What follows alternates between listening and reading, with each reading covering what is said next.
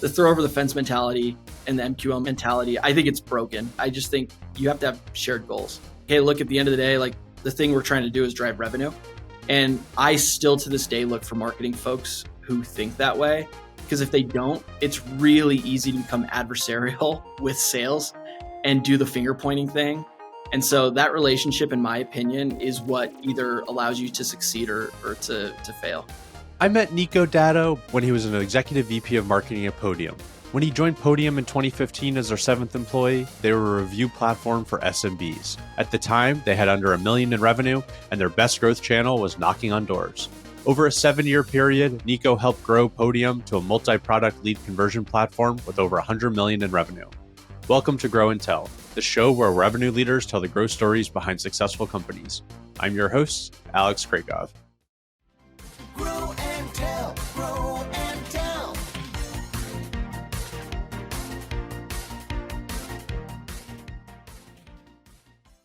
Today, Nico is the CMO of Entrata, a property management software provider. They just threw a massive user conference where Weezer performed. In today's episode, we'll discuss what went into organizing that conference, plus how Podium grew through webinars and industry trade shows, the two most important relationships every marketing leader should have, why MQLs are a deceptive metric, and why you shouldn't sleep on Utah as a tech hub. I always love talking shop with marketers, so I hope you enjoy our chat. So I'd love to start today's conversation with your time at Podium, where I think you joined as like the 7th employee and when the company was under $1 million in revenue. And I think you spent 7 years there and grew the team to like over 65 people and hundreds of millions in revenue. But I'd love to kind of go back to the beginning. Can you talk about what it was like when you joined Podium and how did Eric, the CEO, kind of recruit you to the company? Yeah. So you'll find some things out there around Podium in its first office, which is called the Bike Shop, which it was like legitimately this space above a bike shop in Provo, Utah. And in the summer, it was wicked hot. In the winter, it was wicked cold.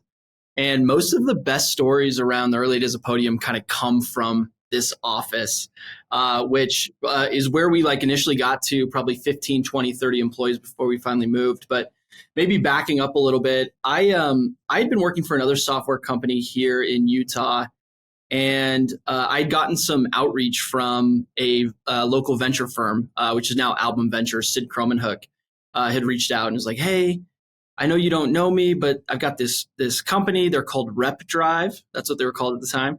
And you should meet the two founders. I think there's some early product market fit. Like, just come have lunch with them. Let's chat." And so I went to lunch with Eric and Dennis, the two founders, and super quickly I kind of came to the conclusion that these guys had a ton of passion, and it was something I was really interested in. At that time, it was just review collection on really like Google, a little bit on Facebook, and review collection was still really new.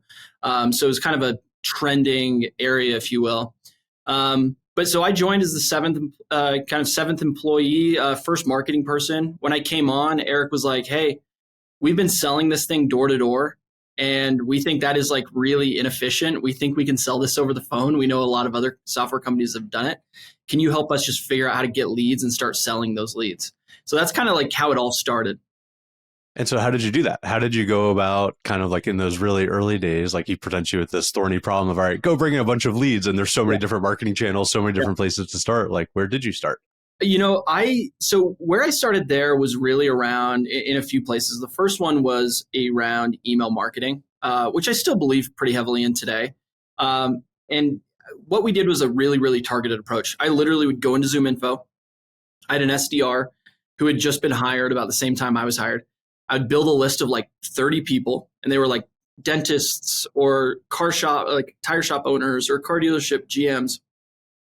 And we would build this list, and we'd create like a 6 email cadence. And the SDR and I just sat next to one another. And we literally, our goal was just to start getting like one a day. We're like, let's just get one appointment a day out of these 25. We'd run that cycle through for like a week or two and then get another 25 and do the same thing. So we did a lot of that for a long time. And then the other thing I kind of mentioned, reviews are really, really new. So we started kind of saying, well, hey, no one knows about them. They don't know the benefit of them. So we started creating content around it. And most of the content that we created, because we found it was best consumed this way, was through webinars. And so we would use that same those same lists to go create just really random content on here's why you should get reviews as a dentist. And we just kind of rinsed and repeated that over and over and over again, and then started expanding out past that. But for the first like 6-8 months that I was there, that's really what we did, just with the goal of get one appointment a day, and then we'd get one, and we'd do that really consistently. And we'd say, okay, now let's get two. We got to the point where this SDR by himself was doing probably 5 or 6 appointments a day. Then we're like, we should probably hire another one and keep expanding from there. And you've mentioned like there's so many different types of like SMB verticals, right? There's dentist, HVAC, auto shop. Like, how did you think about that challenge and which verticals to go after? And then I'm curious, like, was the messaging the same for each one, or did you have to kind of tailor it? Was like, did dentists care about something really different than HVAC, or was it sort of like all the same messaging? Yeah, it's a great question. So when I come on, so Podium was originally founded because Eric, who's still the founder and CEO today, his dad had a tire shop or a couple of tire shops up in Calgary.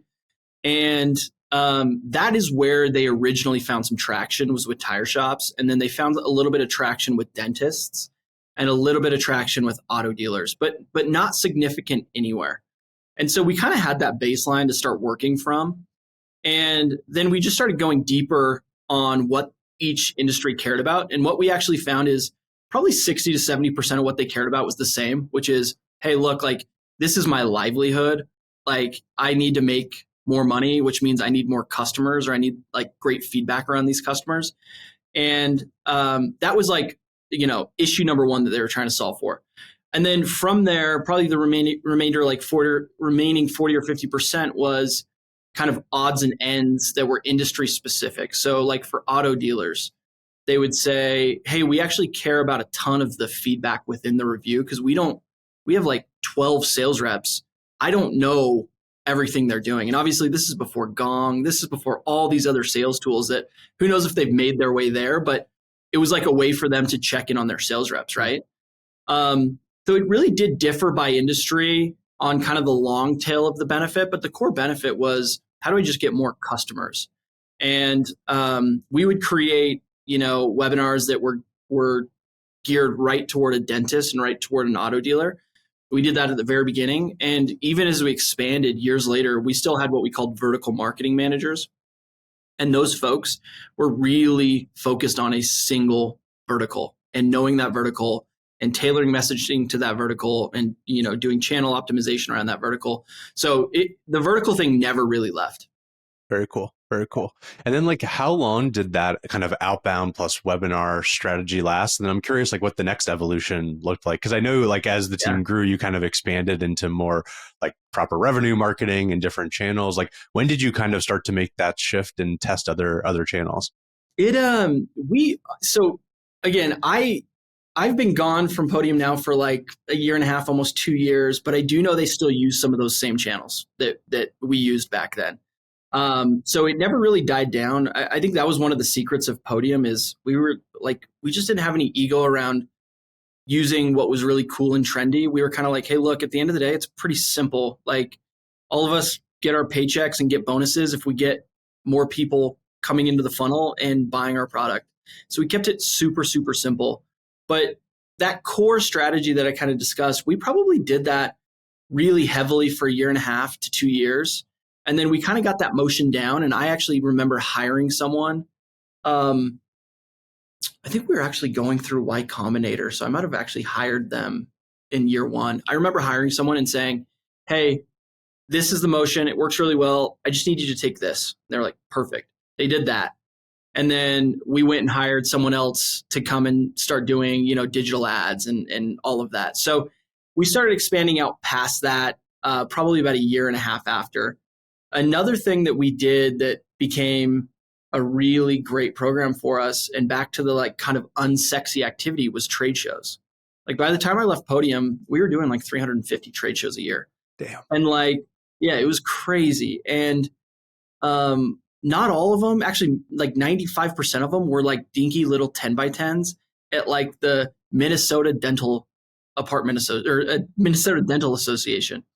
And we would just do those over and over and over again. And again, we'd set goals. We'd say, hey, this is going to cost us $8,000 to go do, all in, for airfare, hotel, the booth, power, whatever. We just need to triple our money or quadruple our money. I actually think it was 4x within 3 months. And if we did it, and it worked. We'd go back to that show next year and we just keep doing it over and over and over again. So it was really kind of just taking on kind of a channel at a time and saying, this works, let's get it to a good spot, pass it off, find something else, get it to a good spot, pass it off. And we just started to feel this compounding effect of things that actually worked versus wasting money on things that didn't. I love like the rinky dink trade show strategy, because I think everyone wants to go to these like big flashy Las Vegas whatever trade shows, and like they're such a scene. You know, I did them for Lattice and HR people, but yeah, the little ones are like where the like I don't know the value is, where you can kind of mine for gold and like not where all your competition is going. So it's a really good strategy. I agree. Like, and look, like the company I'm at now, Entrata, they do events better than anyone I've ever seen, and they did before I got here as well. And they have massive booths and everything. But what's funny is we were just going through some of our trade show strategy recently, and they're like, "Hey, some of these little rinky-dink shows still matter for us." And I'm like, "It's not surprising. Like, you can go generate a pretty good ROI off of something that no one really wants to do, but it actually works relatively well." Yeah, I love it. Did you ever experiment with direct mail? Because I feel like that would, play well with the SMB market and kind of this outbound strategy you're running. We did experiment with direct mail. We would do a lot of flyers, particularly around new product announcements too. So if we launched a new product or new feature, we'd send them to existing customers. We would also do direct mail really targeted towards a specific vertical. And what's interesting about direct mail is it's similar to like SiriusXM or podcast ads. Like you can go to, doc.us/SiriusXM on that mailer or in that ad, and you're going to get like 20 people that go there. But what you start seeing is in your organic traffic or your direct traffic, you'll start to see these trends that you really can't attribute back really perfectly. And that's kind of how we ran direct mail. That's how we ran some of these other channels. Is like, hey, you're just kind of like going with, we're 70% confident here, but every time we turn it off, we see a dip. Every time we turn it on, we see it climb. Yeah, same experience we had at Lattice. We would try and do, billboards and these like big multi-channel campaigns and different, and then we would sort of do it in these different cities, and then you could just see the lift on the website, and you could see the lift in the leads and different things like that. And it's hard to attribute a billboard, but you sort of knew like, where's all this coming from? It's coming from this multi-channel strategy. So yeah, what's so funny though is I've talked to some performance marketers, here at Podium, other places, and you'll say, hey, like, you just have to trust this process a little bit. I promise it works. They're like, yeah, but they're so quantitative. Some of them, they're like, hey, look, like, I can't see the direct tie. I'm not going to put money there. And so it's funny that you saw that, because I've actually witnessed more, or I've experienced more people are uncomfortable with that than not. Yeah, no, and I think it comes from CEOs and CFOs. Like there's a mindset and people think like, oh, everything's perfectly attributable on the internet. And there's a whole generation of marketers. And like, yeah, a lot of it is, but only like really digital ads and email marketing. And then like the rest of it is, more traditional marketing. And that stuff works really well too. So yeah, you got to take a leap of faith. And we found the stuff where we took a leap of faith, like performed better.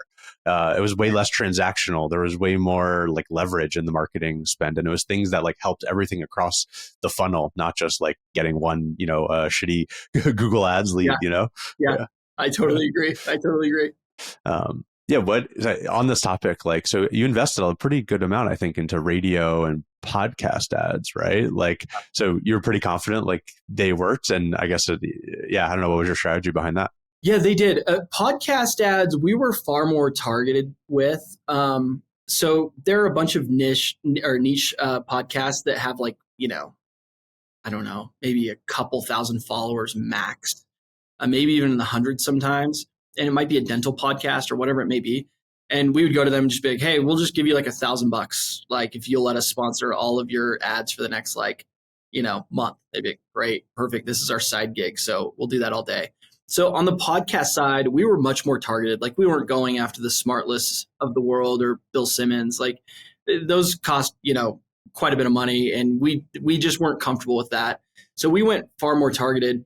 On SiriusXM, we did find kind of our stations that worked really well. They were the stations you wouldn't expect. Sometimes it was like conservative talk radio. And it worked really, really well.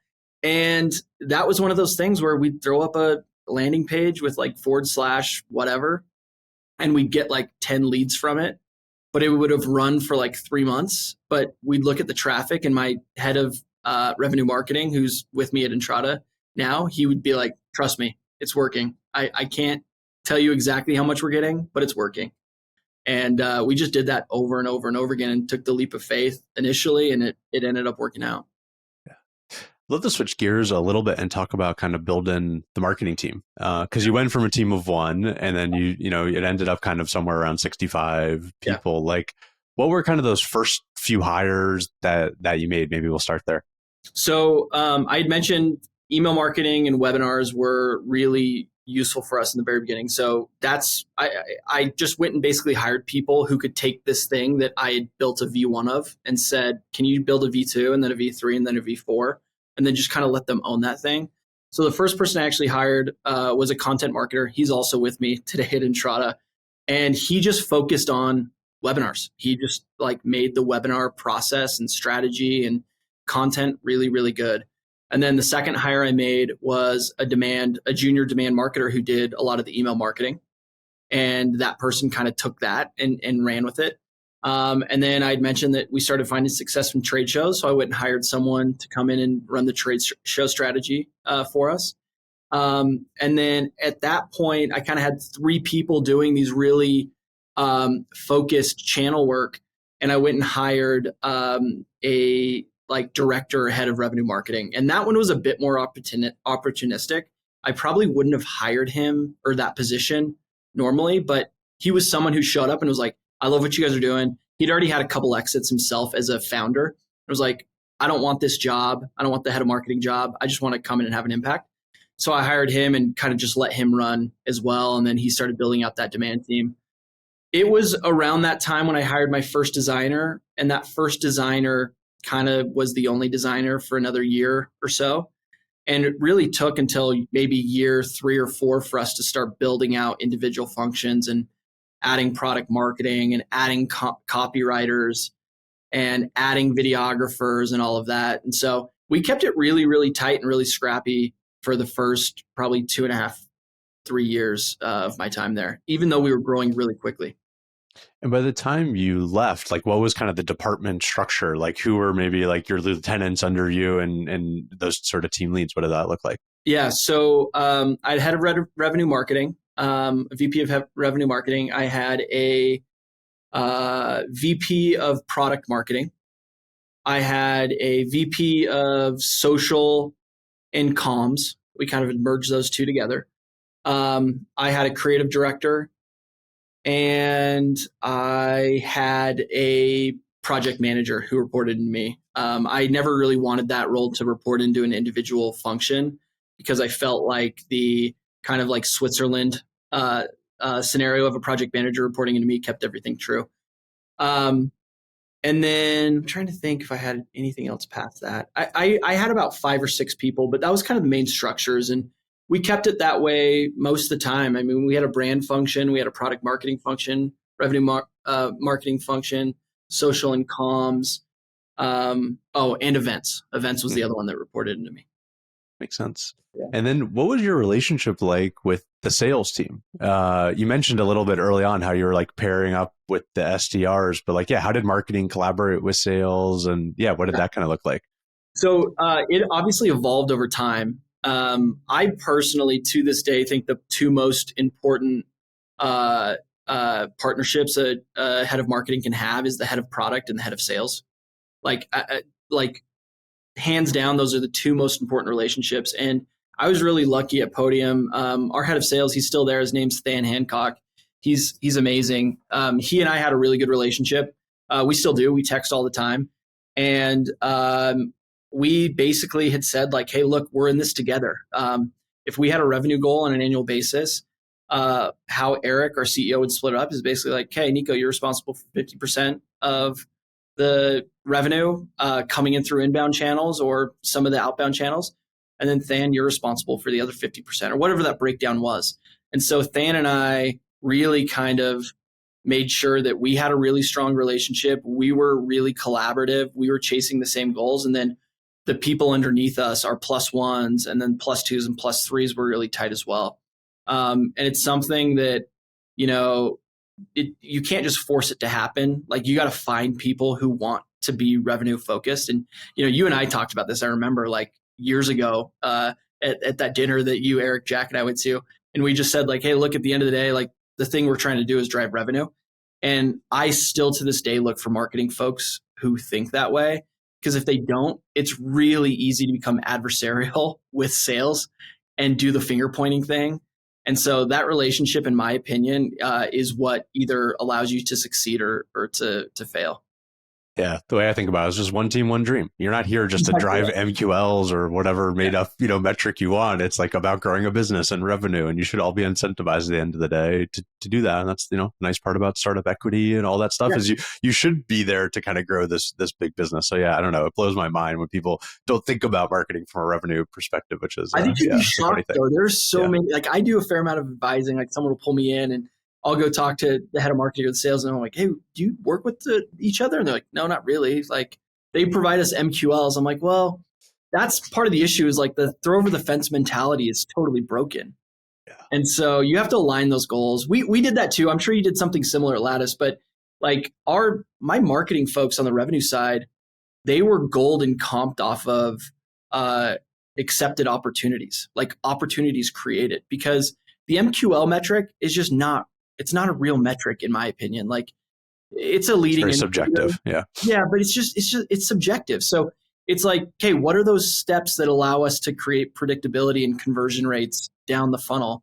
And it's like demos or it's opportunities or whatever else it is. So I think that's a really good point. Like the throw over the fence mentality and the MQL mentality, I personally think, and someone could probably fight me and they'd probably win. I think it's broken. I just think you have to have shared goals. Yeah. Yeah. I mean, I always thought like marketing's goal was pipeline, right? I mean, it's like, are we driving pipeline? That's at least close. It's ultimately revenue, but the closest thing, okay, pipeline is like, what I would report on to the board and talk about. And that's what we would goal ourselves around because it was at least like, okay, dollar amount tied to it. And it's like connected to revenue. So I'm the exact same. You can't control everything past when pipeline's created, right? Like sales reps are going to go run their cycles. So, but I totally agree. Like pipeline is most important. And then you mentioned the other really important relation at the company was like head of product. And so I'd love to talk a little bit about like product launches and how you went about doing that. Because I know Podium eventually went multi-product and expanded well beyond like online reviews. I think you had like website chats and feedback surveys, but I think one memorable one was like the payment launch. Can you talk about the decision to build payments and kind of how you went about that launch? The product relationship is incredibly important as well for multiple reasons. One is because you have to be able to understand exactly what the product is, what it does, and then articulate that in a way that allows sales to actually go sell it and drive revenue around it. And so working hand in hand with that product person really helps you kind of shape like, oh, like we could position this feature this way. I understand what you're doing here. But by the way, so-and-so competitor does this. Like, let's just make sure we keep thinking about that. And so that relationship is super, super important. For us, I had a couple of chief product officers that I had worked with during my time at Podium. But by the time I left, I was working with a guy named John Foreman, who was the chief product officer at MailChimp for a long time. And John is like one of the smartest people, like not even within product, but just smartest people I know. And he really kind of had helped accelerate some of the multi-product initiatives we had. He also came in and really kind of looked at the feature breakdown of each product and said, like, let's figure out how we get the connective tissues of all these things to work really well together.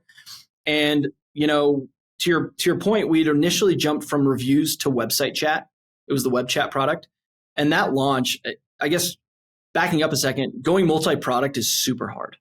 Like going from a single point solution to multi-product is so hard. And launching any product is kind of a gamble or bet. You can do all the research you want, but like it's still a little bit of a gamble and bet.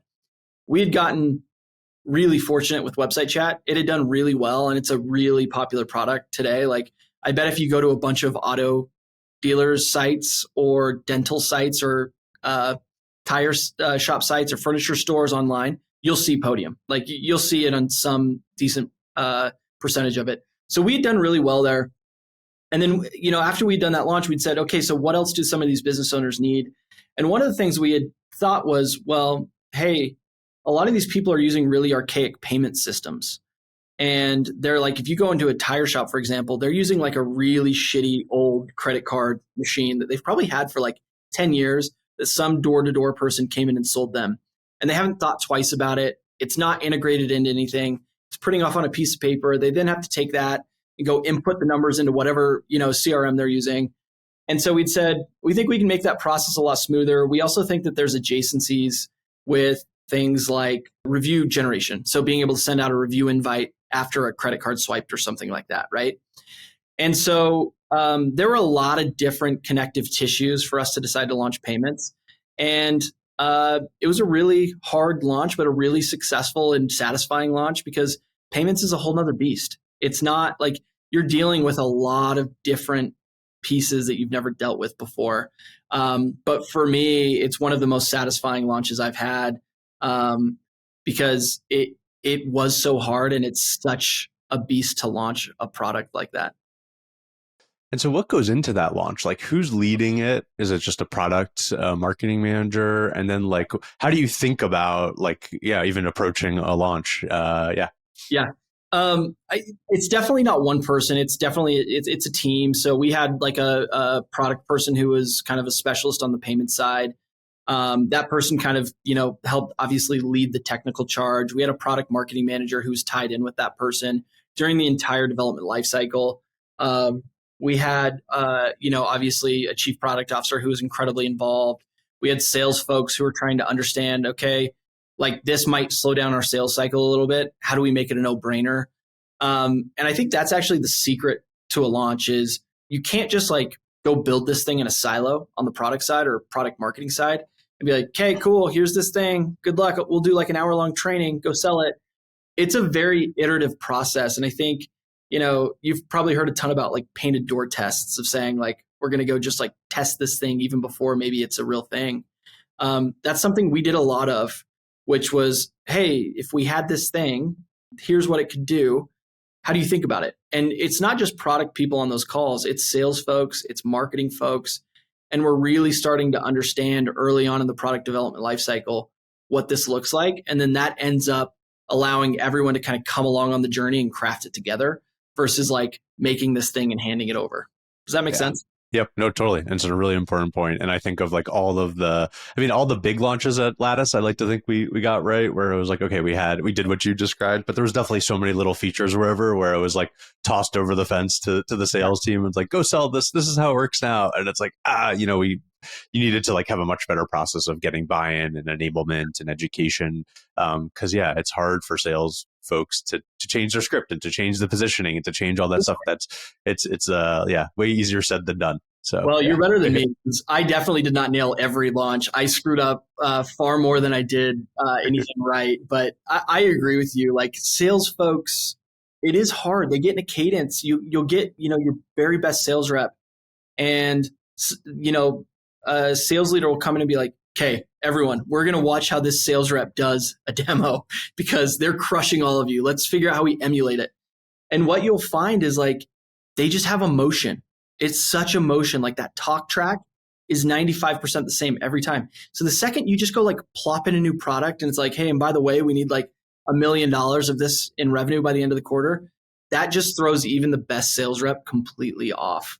And so starting that process early allows them to start thinking about how they like ease it in or even just say, hey, and by the way, we have a product launching at the beginning of Q2 and it does X, Y, and Z. Like that might be something you're interested in. And if they get that in their motion, by the time it actually launches, it's much easier to integrate. Yeah. No, it's very true. On a personal level, like you had such tremendous growth at Podium. Like, what was that like for you? Like, how were you able to scale yourself? Yeah, it must have just been a crazy kind of journey for you on a personal note. Yeah, I appreciate that. I don't think I did anything magical, to be honest with you. I think that what it comes down to for me is I just I look for people who work hard. I feel like I worked hard. It's interesting. I had the opportunity of introducing a keynote speaker for one of our customers yesterday, Mike Eruzione, who was one of the Olympic hockey players in the 1980s that had won the winning goal against the Russians. I think it was against the Russians, or maybe it was Finland. And he had said something yesterday that stuck with me, and that's how I feel every day. He was like, I was the captain of the team. But I literally thought every morning when I wake up, I'm like, I wouldn't be surprised if I get cut. And I think that's how I just always thought. And I keep that same mindset today, like whatever I did the day before, even if it was great, I'm like, I wouldn't be shocked if Eric or my now boss, Adam, who's the CEO, showed up and he's like, sorry, Nico, this is the end of the road. I'd be like, I get it. So I think keeping that mindset of never resting on whatever you did well and just staying hungry and staying, almost healthily paranoid, I think was really healthy and helpful for me. Yeah, no, I think I had the same mindset. I think the mindset of like startups force you to be like that. And honestly, any companies, because the growth goals are bigger and the scale of the company is different and what you need to do from a marketing perspective changes every 6 months or every year or whatever. And so it's like, you're always like asking yourself, like, can I do the next stage? Can I do the next thing? Am I ready for that? And like, yeah. And then you sort of need to have that internal motor to be like, okay, I'm going to do this. I'm going to step up. I'm going to change how I do these things. And yeah, that's the fun part of trying to scale with these companies. Yeah. Well, I bet you felt it at Lattice too, because I remember talking to, I think it was like the chief commercial officer at HubSpot at one point, and he had told me, he's like, I've been at HubSpot for like 8 years or 10 years or whatever it was. And he's like, and I've been a part of 20 different companies. And what he meant by that was like we reinvented the company every 6 to 8 months. And Podium was the same way. And I actually think that's the case for any business. You have to just be comfortable with the change. People are going to come in and out, peers, managers, whatever it ends up being. Like just be comfortable with the change and just know that like whatever you did yesterday really doesn't matter today. And if it does matter today, it won't matter tomorrow because you can't rest on that thing. So I agree with you. I think the startup thing does force you to get that, because especially when you're an early stage startup and the money is so sparse, you're like, hey, look, if I don't make this work, I know that there's not enough money to keep paying all of us. And so it does kind of force you to think that way. Yeah. Then it flips eventually. You're successful. You have a big marketing budget and then you need to spend it as fast and grow, right? Yeah. It's like a funny dynamic at some point that changes. Yeah. All right. I'd love to spend some time talking about your current company, Entrata. You've worked there for like, I think just under 2 years, and it's very different than Podium. Entrata sells to property management companies. And it's been around for, I think, 20 years. There's hundreds of millions of revenue, very much an established company. Yeah. Can you talk about like why you joined Entrata and what it was like when you first started? Yeah. So our CEO, he took the gig maybe 3 years ago, and he was actually the president at Podium for four and a half years. And he caught wind that I was leaving Podium, and he'd reach out to me and he's like, hey, like, I would really love to chat with you about, maybe coming over here. And in my mind, at that point, I was like, no, I think I'm going to go back to a startup. Like, I like the startup phase. It's fun. I'm like, I'd like to do it one more time, maybe, before I go and do something a little larger. And then we met for lunch. He kind of walked me through the business. And super quickly, I was like, oh, I'd be an idiot not to join this business. Like, it is incredibly healthy. No one really knows how healthy the business is. It's a verticalized software play, which I really like. I think is really interesting. It's fun to go deep in a vertical. And I have always been really, really drawn to businesses that have, super real world impact, right? Like Podium was helping small business owners. I love that. Here, we're literally like powering the thing that helps people like have shelter, which is one of the staples in life. And so all of those pieces just really quickly kind of fell into place for me. And he was like, here's the only thing is the marketing team is really incredible at events. They're the best I've ever seen. There's not a ton past that. It's no knock on anyone. That's just like the channel that they created and they did really well with, and they haven't really branched out past that. So you're going to have to come in and kind of create some of these other things. And that was also really intriguing to me. So, when I came into the business, there's probably 20-ish marketers, a lot of them, sitting on the brand side and the event side. And today we're still not much bigger. I actually would love to keep it as small as possible and spend the money on the revenue generating things like advertising, events, et cetera. And so we're probably 30-ish, 32 people today. And I've come in and, added a few other elements to marketing to kind of round things out, keep, acquisition really kind of predictable and stable, like demand marketing. Like we didn't have any kind of demand generation function. Built out the brand team a little bit so that we can just move faster and be a little bit more put together in how we move. And it's been a lot of fun. I've loved it. It's an awesome industry and it's an incredible company. And so you mentioned you added demand gen. Like, Yeah. what does that look like at Entrata? Because from my understanding, there's pretty big deal sizes, right? It's a pretty enterprise sale. It Is is. it like ABM strategy you're running? And yeah, how do you think about what does demand look like at Entrata? So it's super interesting. It's actually it's across basically every market segment, really. So most of our business sits in the enterprise, long sales cycles, multi-million dollar deals. Like we're multiple touch points, but we also do sell to smaller owners and operators where we can actually do it over the phone, like with an inside sales team. And then we actually have a whole bunch of residents that obviously live in the properties that we support. And we also sell things to those residents as well, like resident insurance. There's something called deposit alternatives, rent reporting, et cetera. We actually just launched a new brand like a month or two ago called Homebody that's geared right toward those residents. So this demand marketing team is actually spanning all of those segments. They're focused on Homebody, which is for the residents. They're focused on the inside sales team. They're also focused on the mid-market and enterprise. And so the motions differ, obviously, for each one of those segments. That inside team's obviously doing a lot more, inside sales, inbound leads. They're doing cold calling as well. Enterprise is a lot more relationship selling, like a lot of field events.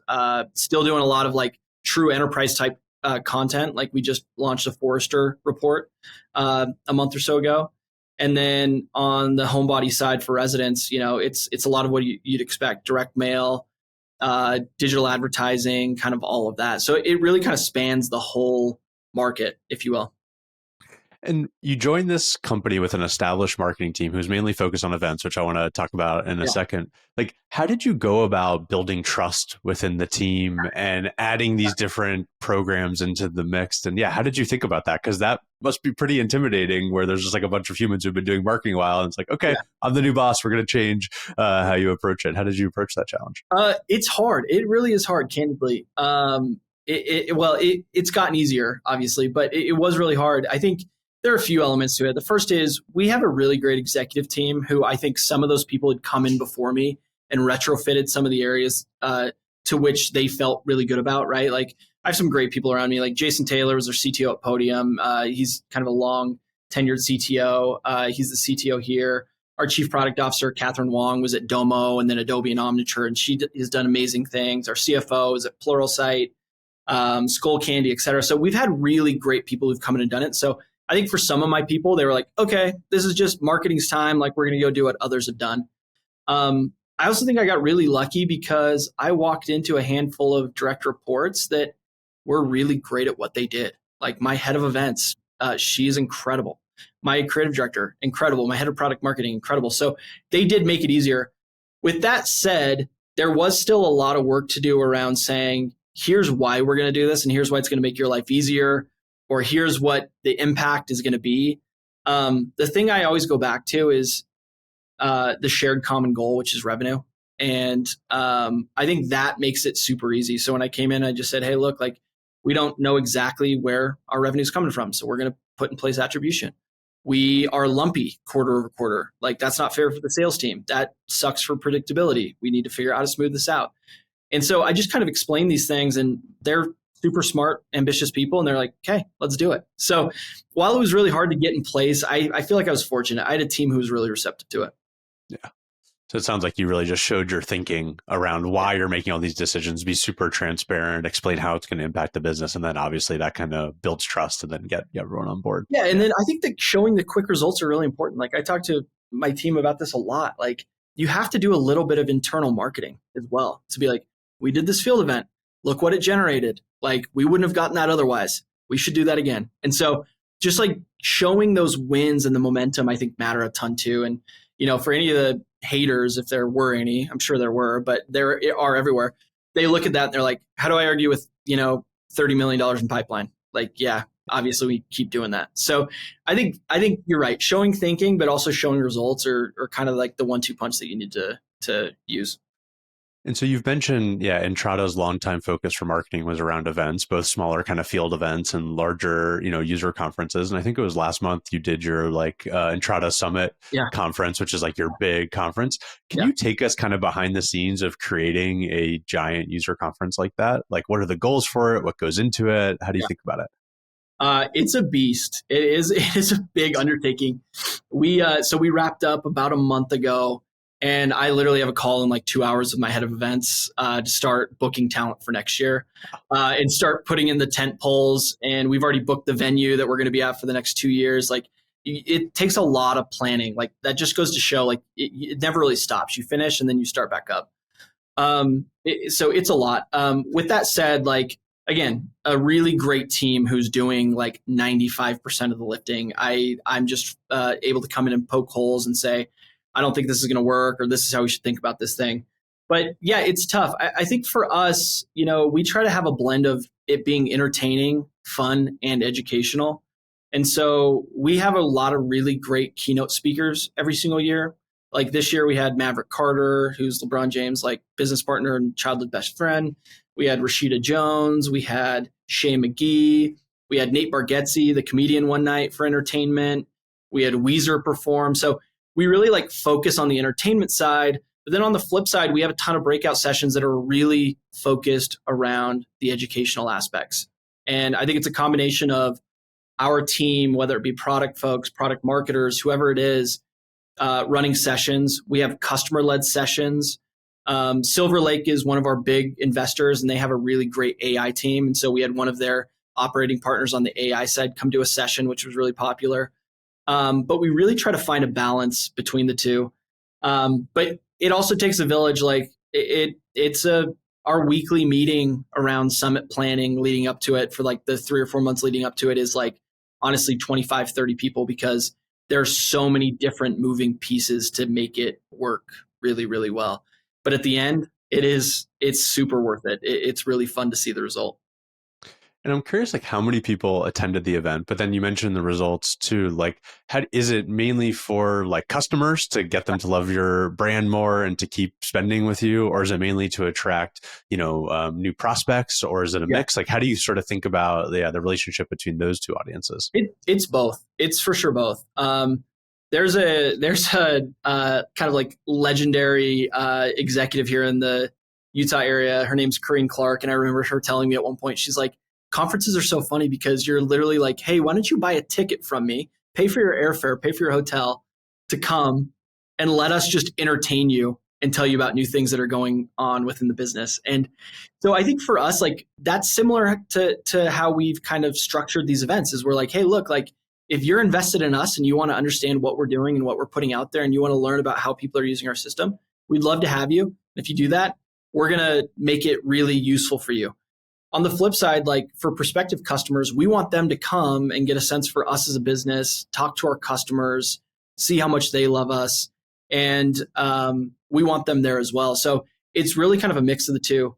As far as how big it was, so this year was our biggest year with employees and everything else. We had right around like 1,000 or 1,200 people. It's much smaller if you look at, some of the other conferences out there. I mean, Dreamforce, I won't even talk about because that's in a different like universe. But like Qualtrics has thousands of people, right? Like they might even be like 8 or 10,000 at this point. I don't know if we ever want to get to that size. I think we want to make sure we keep some intimacy. But at the same time, we want to make sure that people can kind of share in the education and entertainment. So we've kind of found our sweet spot.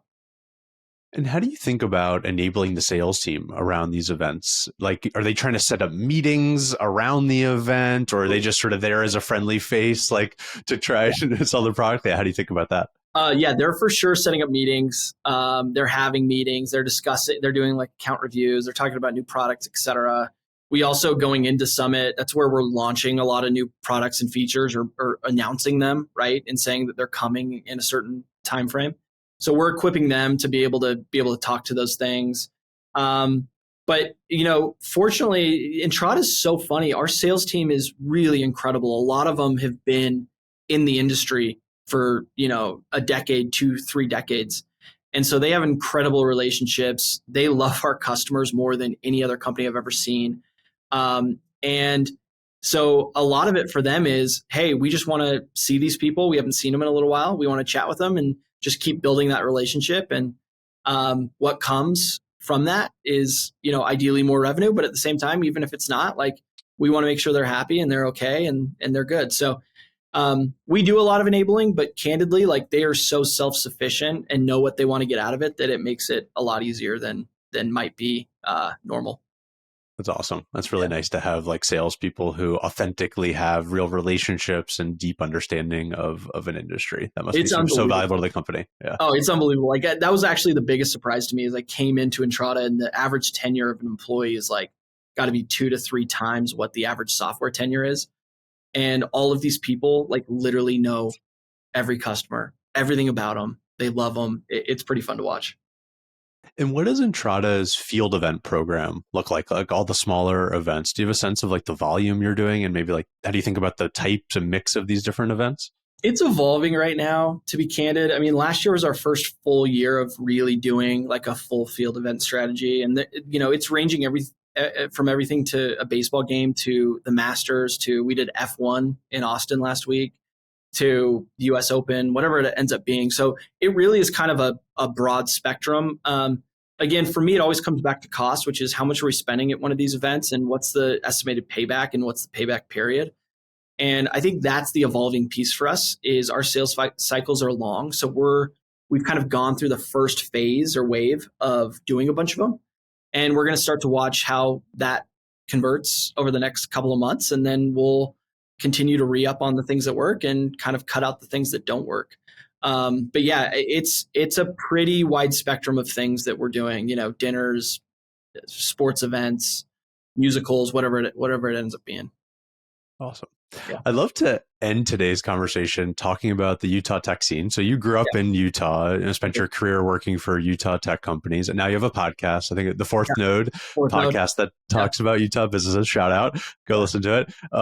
Like, what is the tech community like in Utah? And like, why is it so successful? Why is there this gem of tech companies happening in Utah? Yeah, it's interesting. Utah kind of gets looked over pretty often. I get why. Like we're kind of sitting in no man's land in Utah. We're not in the Bay or New York or Boston or Austin or wherever the tech scene may be. But what's funny and what a lot of people don't know, and it's why our CEO and myself started the Fourth Node podcast, is a lot of tech evolved out of Utah and has been in Utah for a long time. I mean, dating back to the 80s with WordPerfect and Novell, they were two of the largest software companies at the time in the world. And then you fast forward and you look at like what Josh James had done with Omniture, which sold to Adobe. And it's why we have such a big Adobe presence here in Salt Lake City. And now Josh has gone on to found, Domo. And it's kind of just evolved. I mean, you have, Pluralsight and Aaron Sconner did a great job with Pluralsight. They've had, they went public and now they're taken private again. And you had Qualtrics, who has obviously done really incredibly well here. And they've kind of done a similar path to Pluralsight, but on a different scale. And there's just a lot that's going on here that not a lot of people knew about. And so what we wanted to do is just tell that story with this podcast. And I think, why it works really well here is we have a really educated workforce. The cost of living here is relatively inexpensive compared to something like the Bay Area.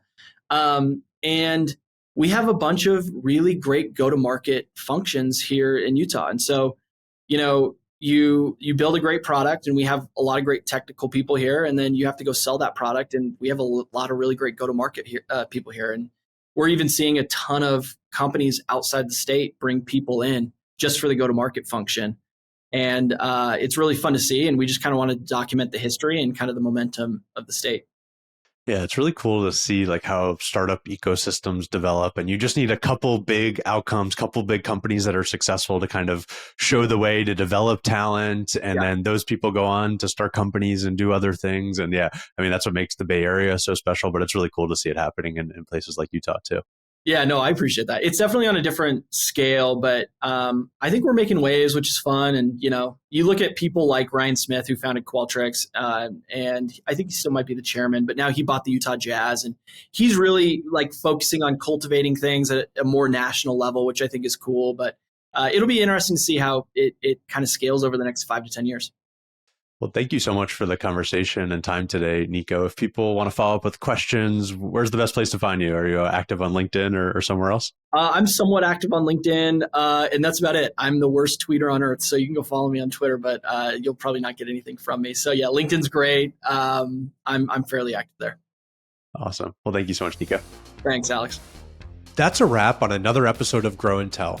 If you enjoyed the show, subscribe to us on YouTube or your favorite podcast platform, or find every episode at growandtellshow.com. I'm your host, Alex Krakov. Thank you for listening.